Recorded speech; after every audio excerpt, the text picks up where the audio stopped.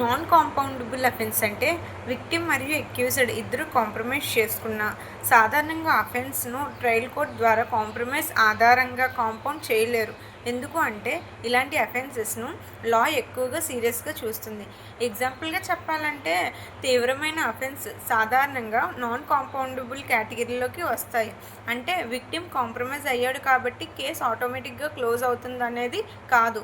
Main difference ఏంటి అంటే compoundable offence అంటే లా అనుమతిస్తేనే కాంప్రమైజ్ ద్వారా కేసు కాంపౌండ్ చేయొచ్చు. నాన్ కాంపౌండబుల్ అఫెన్స్ అంటే సాధారణంగా కాంప్రమైజ్ ద్వారా ట్రయల్ కోర్టులో కాంపౌండ్ చేయడం సాధ్యం కాదు.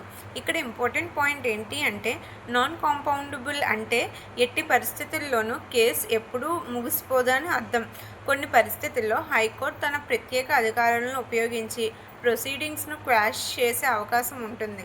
కానీ అది ఆటోమేటిక్ రైట్ కాదు, ఫ్యాక్ట్స్ అండ్ అప్లికేబుల్ లా మీద ఆధారపడి ఉంటుంది.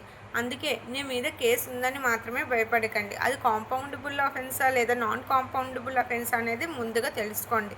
ఇలాంటి సింపుల్ లీగల్ అవేర్నెస్ వీడియోస్ కోసం నా ఛానల్ని ఫాలో అవుతూ ఉండండి. Thank you for watching.